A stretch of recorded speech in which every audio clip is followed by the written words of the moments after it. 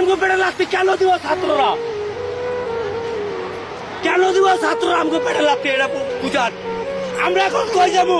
তারা তো মুরগি গান চাপাইতেছে না, তারা মুরগি গান চাপায় না, তারা এখন ভালো পজিশনে আছে। এর কারণে আজকে রিক্সাওয়ালাদের দাম নাই। আর 5 আগস্ট যখন না পারছে তখন রিক্সাওয়ালা মামারা আসেন, আসেন আমাদের সাথে।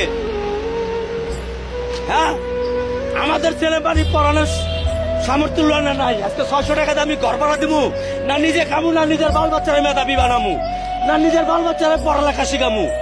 আমাদের দুঃখটা কারা বুঝবে? আমরা কই যাবো?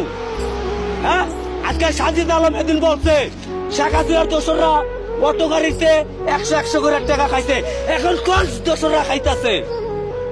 এখন কারা ক্ষমতায়, কারা খাচ্ছে এই অটোওয়ালা করতে টাকা? কারা যাইতাছে, কারা কারা নিতেছে? হ্যাঁ, এখন যদি তত্ত্বাবধায়ক থাকতে যদি এই দুর্নীতিবাদকে না উৎখাত করতে পারে, কোন গভর্নমেন্ট সরকার আসলে দুর্নীতিবাদ উৎখাত করতে পারবে না।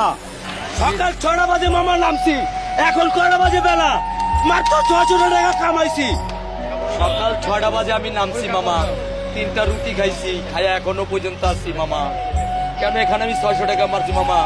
এখন যদি আমি ভাত খাইবার যাই তাহলে নিম্ন 80 টাকা নাই, 70 টাকা নাই মামা। আমি চিন্তা কেন করছি আমি পেটে পাথর বাইন্দা এই 70টা টাকা আমার ঘরে নেওয়ার জন্য। কিন্তু না খেলে তো আপনি মরে যাবেন। কি কি করবো মামা? এখন না খাইতে পারলে তো মরে যাবো মামা, কিন্তু আমার থেকে এখন বাচ্চাদের টান বেশি মামা।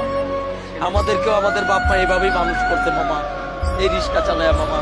কোনোদিন অভাব জিনিসটা বুঝতে দেয় নাই মামা, তা আমরা কেমনে বুঝতে দেবো মামা?